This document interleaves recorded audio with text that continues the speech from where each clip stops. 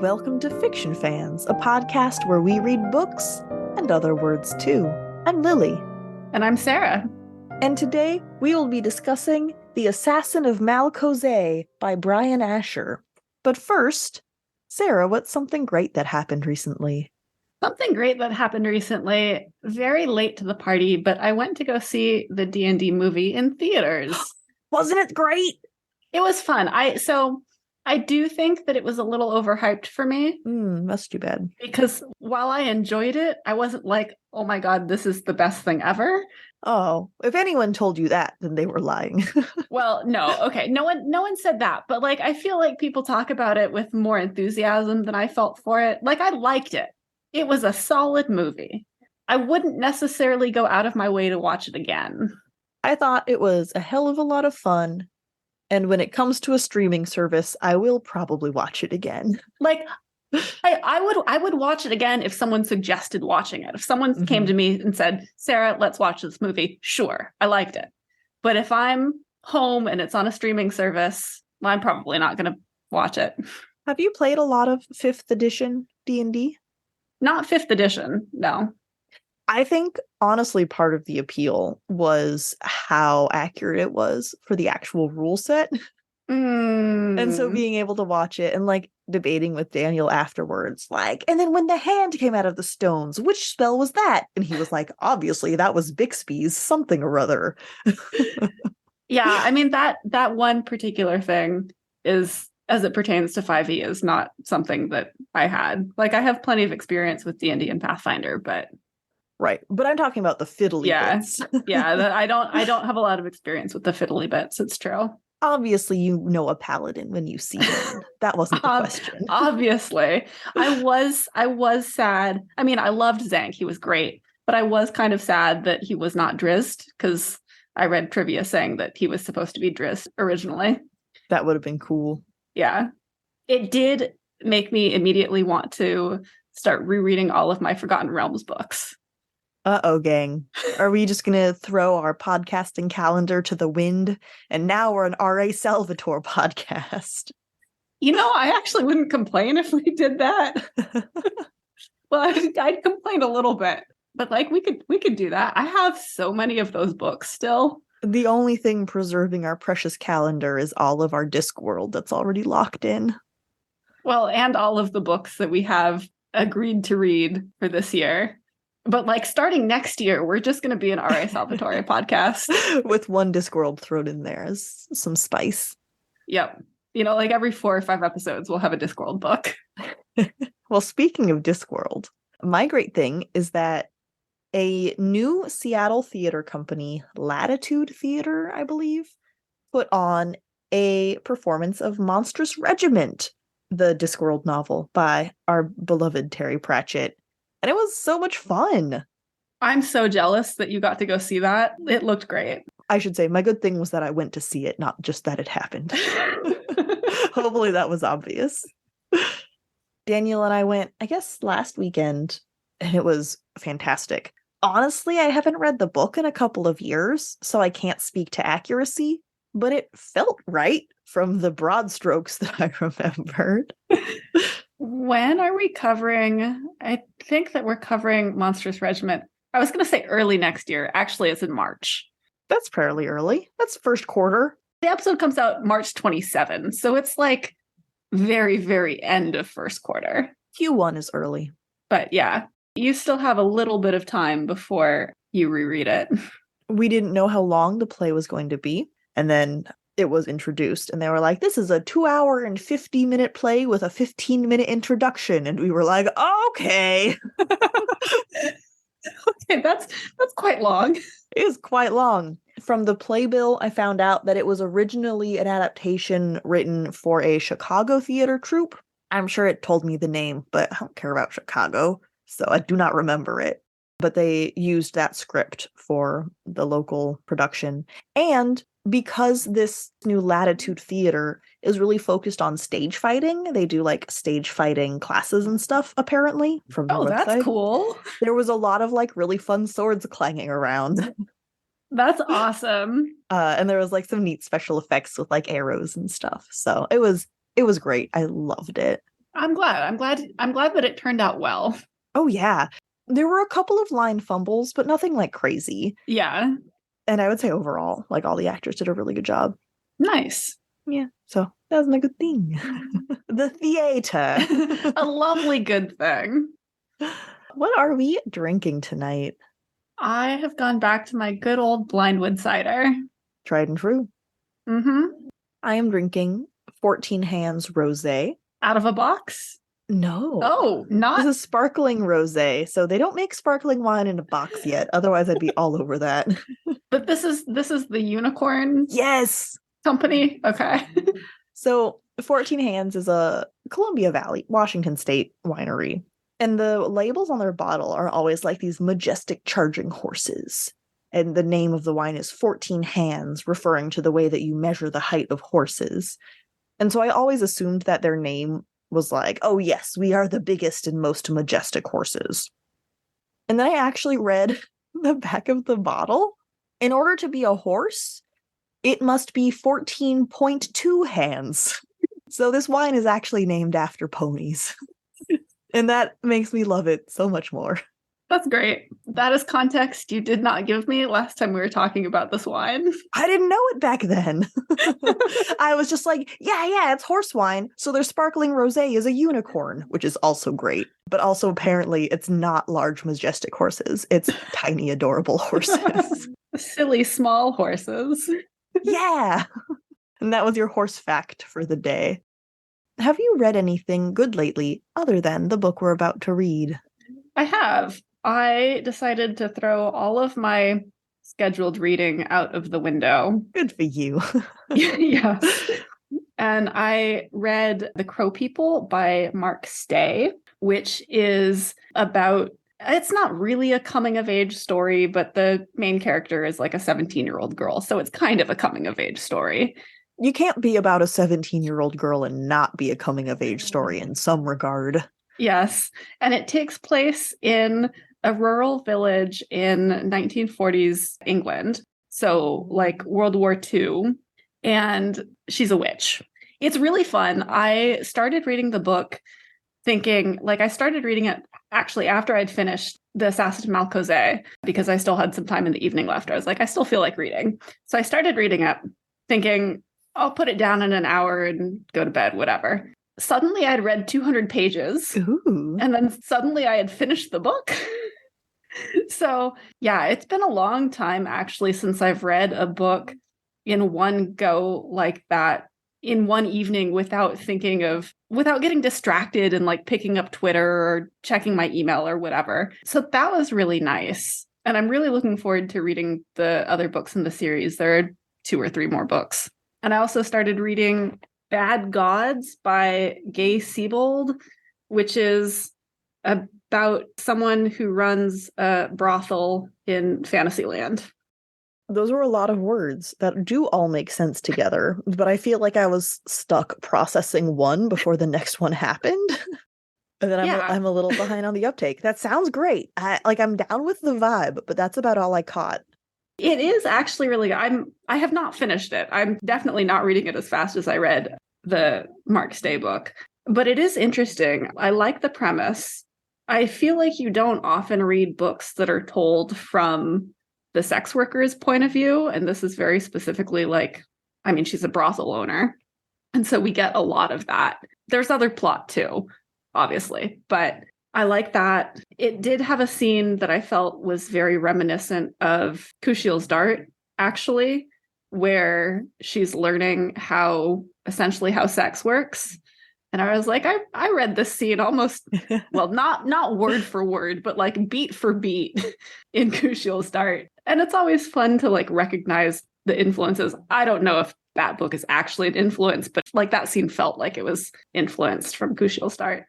But yeah, I feel like it would be a good podcast book because I feel like we would have good conversations about it. Sounds like it. Well, in case you couldn't tell from my very long stalling tactic, no, I have not read anything. I've been reading a lot of information about Google Analytics because they're switching from Universal Analytics to Google Analytics 4. And just so everybody knows, when does this episode come out? This episode comes out On June 14th. Okay, everybody. It's June 14th. Anyone who has their own website, you have to switch over your Google Analytics to Google Analytics 4 because your old version is going to stop working on July 1st. This is not a drill. And you have to come up with a way. There are a couple of different systems to download your old data, but Google is not going to keep that shit. We are right up against the line here. If you have an author website or a blog website or anything, and you have Google Analytics installed, they're not joking. Every time you log in, if you've been logging in, there's like big red warning pop-ups everywhere. This should not be a surprise, but holy shit, only half of our clients have actually switched over. And I'm like, you guys are going to get mad at me. Anyway, that's what my life is right now. Yeah, I feel your pain. Not with Google Analytics, because I don't do anything with that, but with reading technical documentation, because I've done a lot of that for work too. Mm-hmm. But I will not complain about it, because I've complained at length to lots of other people, and you don't deserve that rant. Well, I think if we do a work episode, then we would deserve that rant. But that is not this episode. No, we're talking about the Assassin of Malcozé. I hope I'm pronouncing that right. I mean, I'm assuming you are. You have the accent on the E, so you're good there. Malcozé. And I feel like we should preface this episode with an apology to Bryan Asher, who sent us these books for review 15 months ago, and we are only just now reading them for the podcast. We already made a joke about our calendar being planned out through next April, so I feel like we're consistent, if nothing else. Our calendar is not planned out through next April. It's only planned out through like the first couple of weeks of January. Uh-huh. Anyway, yeah. Also, I would like to plug book 3 in. It's not really a series, because my understanding is that each book takes place in the same world in the intercontinents, but the third book that I believe takes place in this world is currently a contestant in Spiffbo, and it is also one of the contestants in the Spiffbo cover contest. The cover is gorgeous. Yeah, the art for all of these books is really, really great. And kudos to Bryan Asher for getting such good artists. It really feels like not traditional fantasy, but it's that like epic illustration vibe that I feel like doesn't always happen anymore. I mean, we've moved on, but there's something really nice about it still. Yeah, I agree. I love the covers that he has. Graphic design is nice, but sometimes I just want a traditional painting, you know? Mm-hmm. Okay, so I do kind of want to just skip to the third one after this, because it does have vampires in it. I mean, I'd be down to read that. Is that rude? You can't just put vampires in a book and then not expect me to skip to it. That's very fair, actually. And because, like I said, because they're standalones, or at least that has to be a standalone because it's entered into Spiffbo. And Spiffbo, you can only have, I think, first in a series or a standalone. So clearly, we would be able to understand it without reading book 2. I really respect that, though. Like, this is not an overly long book. It's like 250 pages. Yeah, a little less. And it's just really nice to have a completed, self-contained story.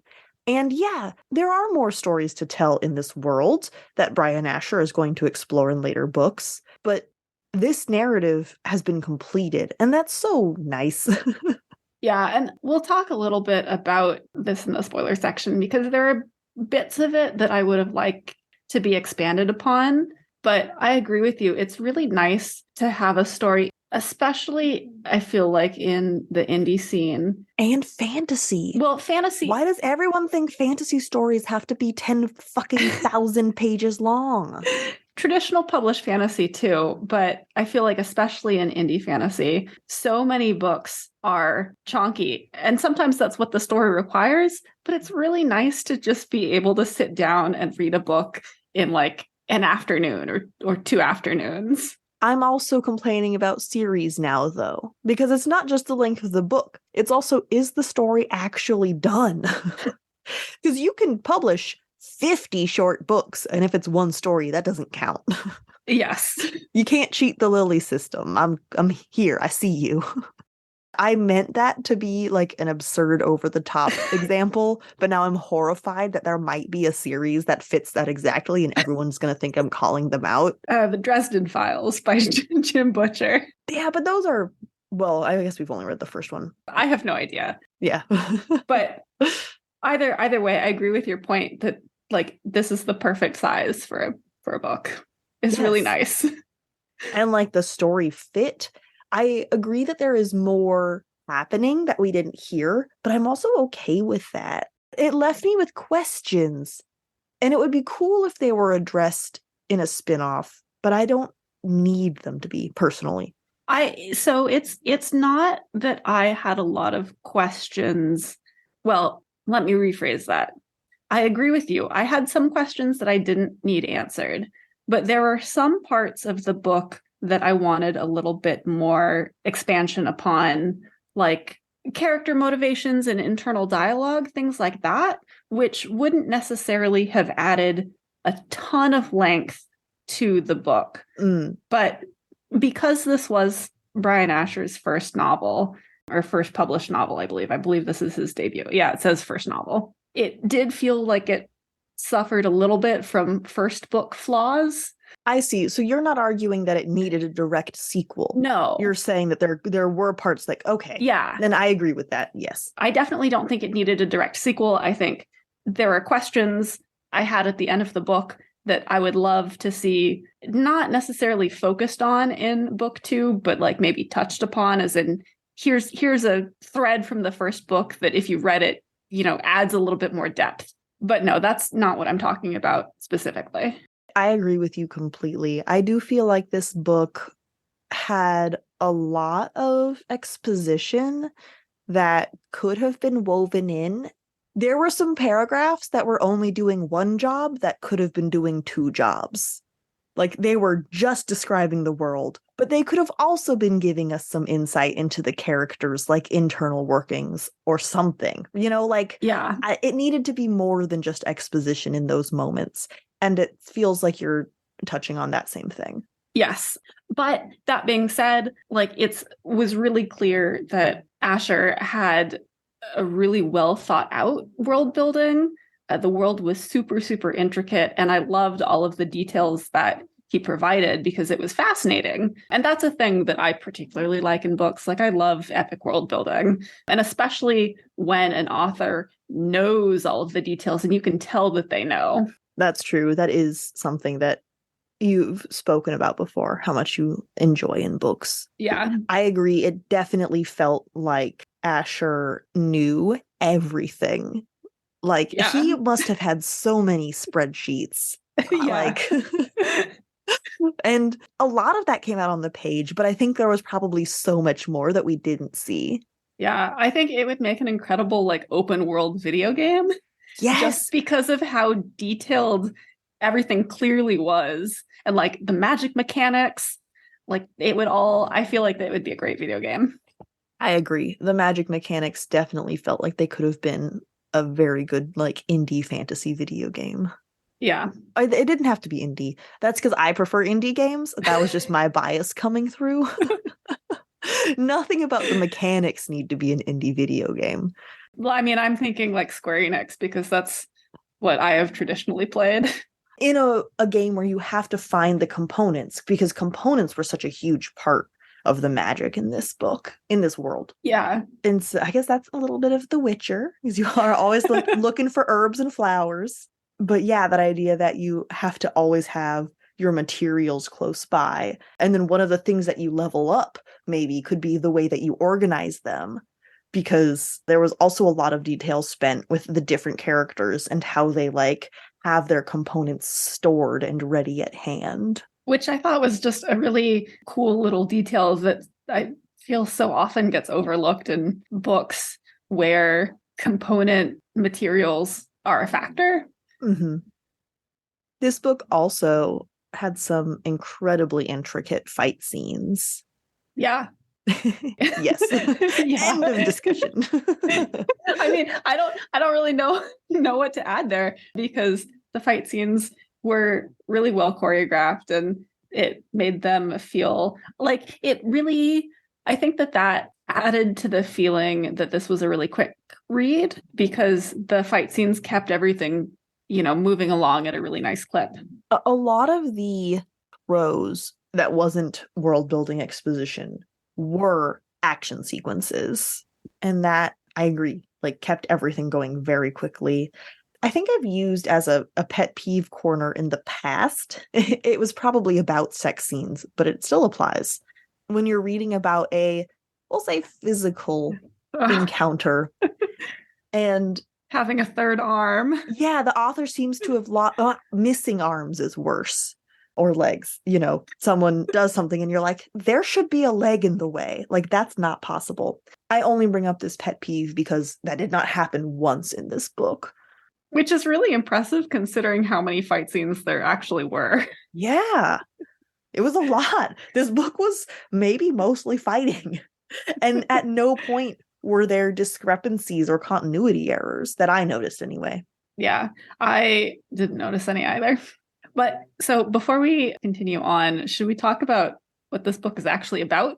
Because I don't think we've mentioned that at all yet. It's about magic powder and fight scenes. Really, those are the important bits. But no, so there's kind of, I would say, like 3 plot threads that follow their own path until the end where they kind of come together. Is that a spoiler to say? No. I don't think that's a spoiler to say. Okay. If they didn't, that would be a criticism. True. So there is the heir of the kingdom, Amarià, who is coming up on her coming of age ceremony, kind of trying to figure out what she wants to do with her life. Like, her career trajectory, quote unquote, is basically all planned out for her by her father, who thinks that she's going to go into diplomacy and then obviously take over the kingdom from him. And she's thinking, well, I like diplomacy, but my real passion lies in this other art. What art is it? Enchantment? Enchantment, it's the cool magic shit. It's the cool magic, the coolest shit. Of magic shit. Yeah. It's implied that there's magic in all of the different career paths, but enchantment is the very focused one. Yeah, you actually get to make the magic stuff, which is really cool. And that's where I will argue, because battle arts also have quite a bit of magic involved, but of a different way. You're not making the magic stuff. But you're using your aura. Yes, but that's using your aura. That's not making the magic stuff. You're not artificing magic craft. That's true. Okay. Yes. But no, I agree with you that battle arts involves a lot of magic too. It's just kind of a different sort. Speaking of the second character. Yes. So we see Taurung and his friend Matthew, who are also coming of age. They're of a similar age to Amarià, from a kind of little town. They do live in Sedona, which is a place. That's a real place. That's in Arizona. I mean, Matthew's a real name. That's true. It didn't bother me on a large scale, but as I was reading it, every time they said Sedona, I was like, hold on. So, okay, my headcanon, this is completely wrong. This is just how I like to think about it, is that this is actually Earth, but a long, long time from now. Oh, and Earth's been split into chunks? And Earth has been split into floating chunks called the intercontinents. And so the Sedona that Taurung and Matthew come from is actually Arizona. I love that. And I love that Sedona is the only city that survived the breaking or whatever. Yes. But that would explain why. In a world where the earth is destroyed, one city stands connected. Sedona. That would explain why some of the names are more earth recognizable, like Matthew, or like Darius, Janice, Morgan. Ooh, Janice is Taurung's mother, and I loved her, but we'll talk about that later. Yes, we will talk about Janice in a bit. Anyway, so that's the second thread. Actually, I guess there's 4 threads because there's the villain's plotline too. Yes, also, I was going to say, we're numbering these, but our third thread was the first one introduced to us. So we're just doing this in clearly the order that we liked the best and not the chronological order of the novel whatsoever. I don't know, because I actually really enjoyed this third thread, possibly more than I enjoyed Taurung's story. I mean, Taurung's story was great too, but I would argue a little bit about saying that we're ordering them in terms of enjoyment. So I meant it's the order. Okay. This is the order that I just like shat out into the notes. This was not a thoughtful order. This was instinctively when I was like, what are the different threads? Heir of the King came first. It does actually kind of feel like it was order of importance. For plot, like overall for plot. Yeah, for overall plot. Thank you. I'm sure that is what my brain was doing in the background. You're welcome. So for our third, but actually first, if you read the book. So we follow Oros, who is, the back of the book calls him an aging mercenary. And I don't know if I would really consider him a mercenary because he was a retired war hero. Yeah, like he was part of the country's military, and he's retired and taking on contracts. So I think that's a world building thing because everyone has a very specific class, and the Ringcoil, I'm sure I'm getting these wrong. The Ringcoil are the military, and the Ringcath are mercenaries. And he transitioned from one to the other when he retired. Oh, yeah. Okay. Or he didn't retire. He's still actively working, but he clearly left one career for another. Yeah. Okay. Yeah. I guess that would make him an aging mercenary. That feels reductive. I agree. Yeah. I considered him so much like ex-military that I didn't really think of him as a mercenary. It doesn't help that the other mercenary that we see was also ex-military. Yes. Are all of the mercenaries just people who got kicked out of the army because they had too many opinions? Maybe. I would kind of believe it. But anyway, so there's Oros and his friend Barrett, and they're trying to fulfill a contract that was proposed by this wealthy nobleman, Franco, to discover information about a secret second child that the king had. And so that's kind of what they're doing throughout the book, is they're looking for information about this and then trying to solve a mystery. Does it qualify as a mystery? I'll call it a mystery that crops up as the book progresses that I don't want to talk about because it would be major spoilers. Major spoilers. And then we've said that there's the villain, Scoria, and he's off doing villainous things. I didn't love that everyone is, very civilized, Malcozé, Malcosian, if you will. And then there's the villain who's tribal, whose land was taken over by Malcozé and then recently liberated. That felt a little bad. That's fair. Yeah. He does do bad guy stuff. So, sure, he was a villain. I think there maybe could have been more nuance in that plot line. Well, I think that goes back to what we were saying about wanting a little more emotional complexity or emotional explanation to all of the characters, because it's not just Scoria who would have benefited from it, but I think that he would have maybe benefited the most from having a little more of his motivations described and his like interior thoughts. I agree. But for the book that we have, I am so glad that he was one of the main, not perspective, it was close third person, but he was one of the main plot lines. Like, that did take it from, oh, it's this scary other, the indigenous peoples who are trying to assassinate the king for some stupid reason.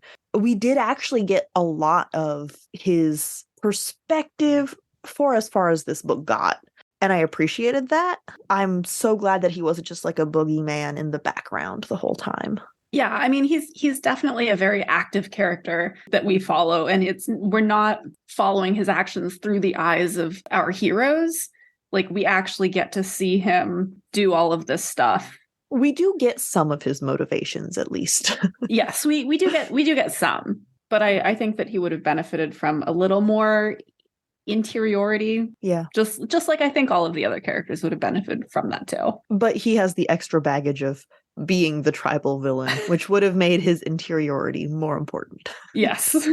Okay, but so now we've talked about kind of what this book is about, and now we can talk about Janice, who is awesome and who deserves a book all on her own. Like, I would read that in a heartbeat. Oh my God. So our second plot line was the magic boy, which is how I wrote it, by the way. Nota bene. Torong was his actual name. He was the magic boy. But Janice was his mother, also retired military. We have a lot of like retired military characters who kick some major ass. Yeah. And I'm so glad that Janice was one of them. I loved her. I loved the struggles that she was not one of our like close characters. We only see her as the mother of or like the plotline character. Yeah, we mostly see her through Taurong's eyes. Yeah. Or exclusively see her through Taurong's eyes. I was trying to avoid saying that because it's not technically his perspective. Okay, whatever. Yeah. I'll say it. Yeah. Oh, but she's incredible. So she suddenly has to deal with a major divergence, discovering that her son has. Ooh, can I talk about this? So the back of the book, I was looking to make sure. Okay. The back of the book says a young boy possesses a power no one has seen since the kingdom's greatest nemesis. So I think you're okay. He has a secret power, or he doesn't realize it should be secret. He has a power and then finds out that you got to keep this shit secret. And then mom finds out and she has to deal with like, not only, being a single mother, also now your kid has a power that could get him assassinated at any moment. And she gets some great mom moments in that she clearly wants what's best for him, isn't trying to dictate his actions, but is also trying to influence his decision based on what she thinks is best. Like, that balance was great. I love Janice. Yeah, I loved that we got to see her being vulnerable, but we also got to see her kick ass. Oh, she kicked so much ass. Yeah, she was excellent. Why she was kicking ass might be a spoiler, so before we get to that, Sarah, why should you read this book? You should read this book if you want a fast-paced action-adventure fantasy novel with some excellent fight scenes that won't take you forever to read because it's a pretty reasonable page length. Thank God. And it's also a standalone, but part of a series. So you don't have to worry about there being unanswered questions, but there's also more in the world that you can read. It's really the best case scenario as far as a series goes, in my opinion. Yep. This episode of Fiction Fans is brought to you by Coming of Age Stories. This book only 2-for-1 special. The rest of this episode contains spoilers. Okay, so we are now in the spoiler section, and we can talk about Janice in more depth. Yeah, so her dumbass kid has a power that will get him hunted down by assassins, and then gets on the bad side of a merchant and gets hunted down for a different reason. Okay, but in Taurong's defense, so like, yes, he does try to buy restricted material, i.e. material that is restricted to people over a certain age. I think it's like 16 or something, like 16 and older. Which was also a really fun aspect of the magic casting. It's like, yeah, You can practice magic, but you don't get access to these special powders.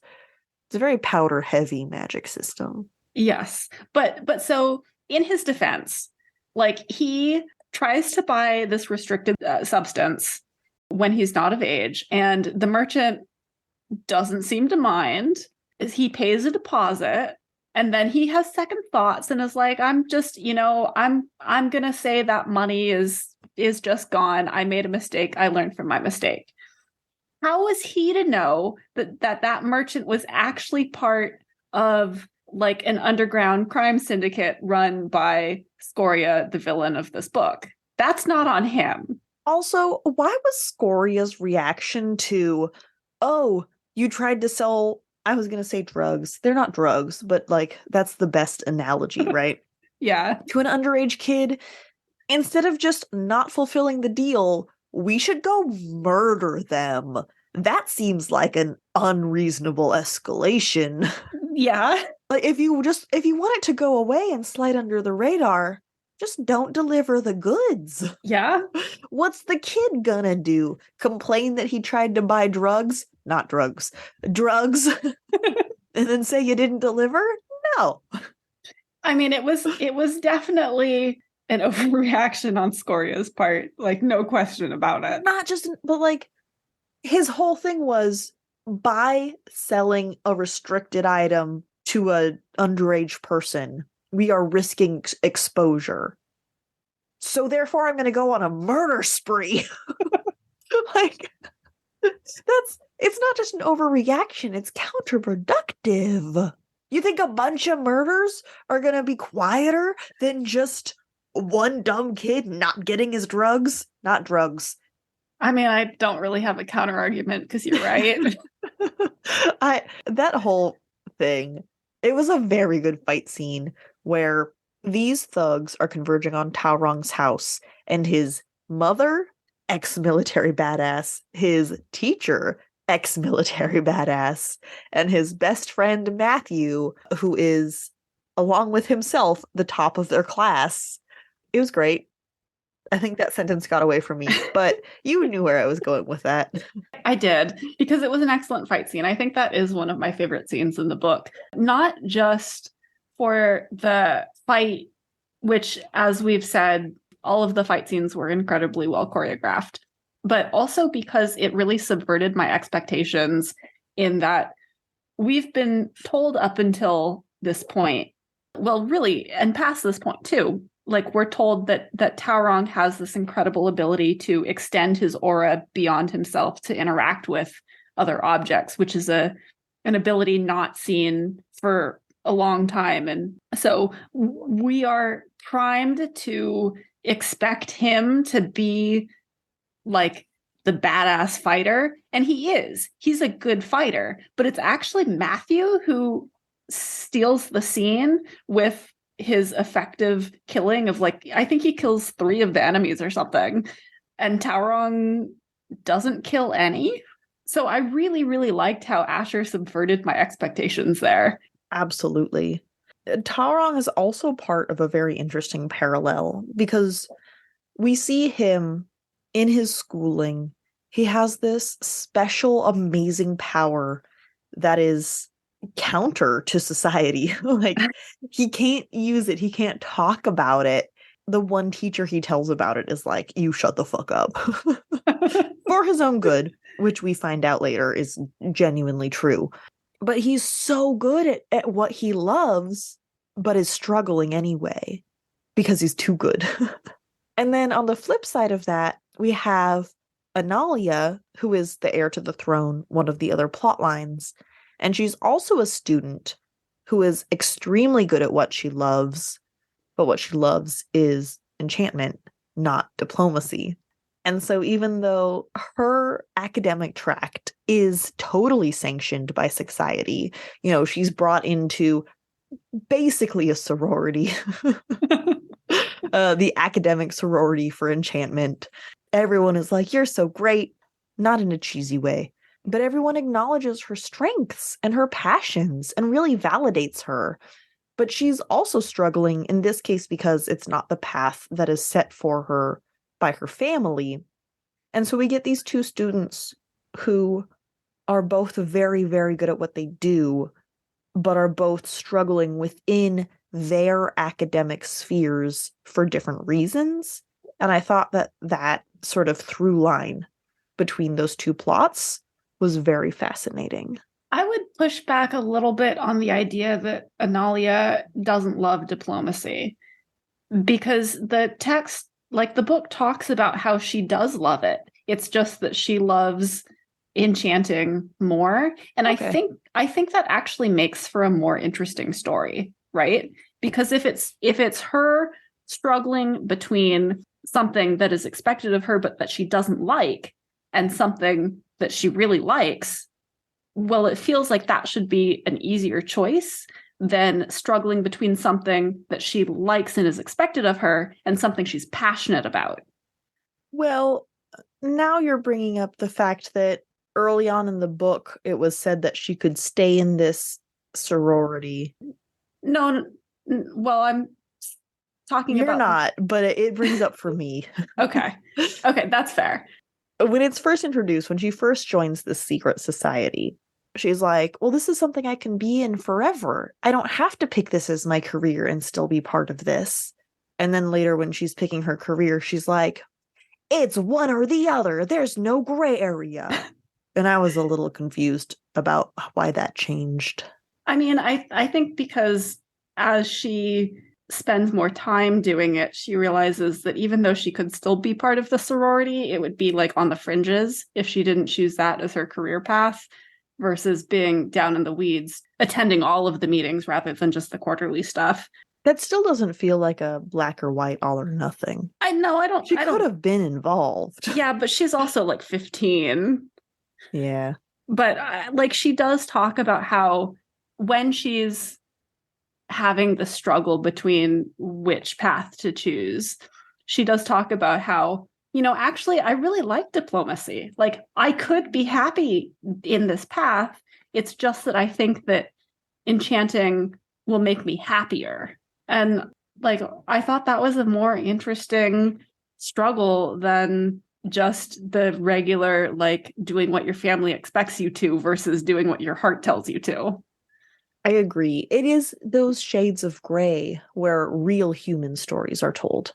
Yeah, it adds a layer of nuance. And it's more realistic. Mm-hmm. I mean, what are the chances that you truly hate with every fiber of your being something you were raised with? I mean, of course there are people who feel that way. But also, I don't know, it's very possible to go like, yeah, I have the nostalgia factor. This is the quality time spent with my father. Like, there's a lot of that. It feels much more genuine and sincere and complex, like you said, because of that. Yeah. I was a little worried because Analia struggles and considers using her coming of age ceremony, extremely public coming of age ceremony, as the time to reveal that she is going to choose enchantment as her career path instead of diplomacy. Which, sure, would have been drama, and I'm here for the drama. But instead, in this story, we got a very private, heartfelt moment between her and her father. I mean, her mom was there too, but I didn't know she was alive until that scene. I was convinced that her mother was dead, so whoops. Her mother is kind of a non-entity in the plot of the book. And always spoken about in past tense. Anyway, apparently she was alive the whole time and witnessed this very heartfelt moment between Analia and her father about confessing that she doesn't want to do diplomacy as her career. She wants to pick enchantment. And I was so glad that that was how that scene played out, because I was preparing myself for the cringe. I was like, oh no, I do not want to witness this, even as a fictional story. But instead, it ended up being very sentimental. And I appreciated that quite a bit. Yeah, I feel like if it had been a public scene, the king would have been kind of obliged to make a scene about it. And it would have been this big conflict. And there would have been a lot left to resolve, especially because this comes really near the end of the book. Also, I'm sorry, she's been studying diplomacy for how long and then decides to handle this how? Did she go to any diplomacy classes? Sometimes even if you know how to do the diplomatic thing, you just don't. But she picked well, and I liked that. Yes. She did the diplomatic thing. Thank God. She did. And you're right. It was a really sentimental and rewarding scene that I appreciated. Now, there are two moments in this book where someone refers to my son. And one was me being an absolute idiot.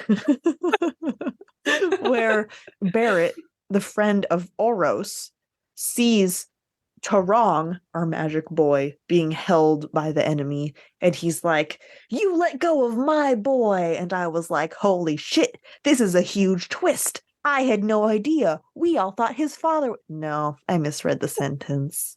It was the boy. No, that would have been great, though.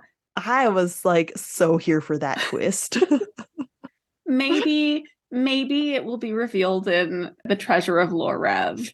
I think the other occurrence of my boy that I was setting you up for, the real occurrence that's actually worth talking about. The real occurrence that actually does happen is Scoria is fighting a mercenary from Lorev who is guarding a nobleman. Scoria is obviously there to kill the nobleman. And Scoria they have a great battle. Again, really well choreographed, great action.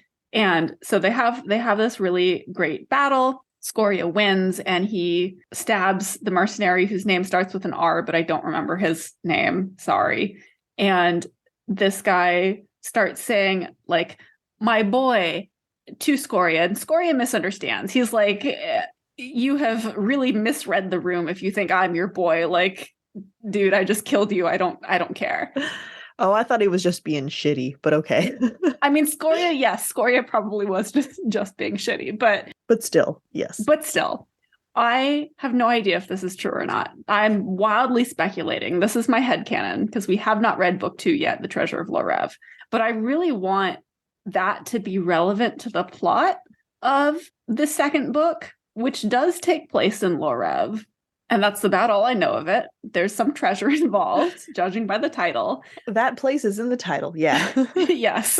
But I would really love if, like, this really, really minor character and his, dying exclamation about his child is relevant to book 2 because the child ends up being the main character of book 2. I would love that. Yeah. That'd be really fun. I have no idea if that's how these books are connected, if the books are even connected beyond just location, because obviously we haven't read beyond the Assassin of Malcozé.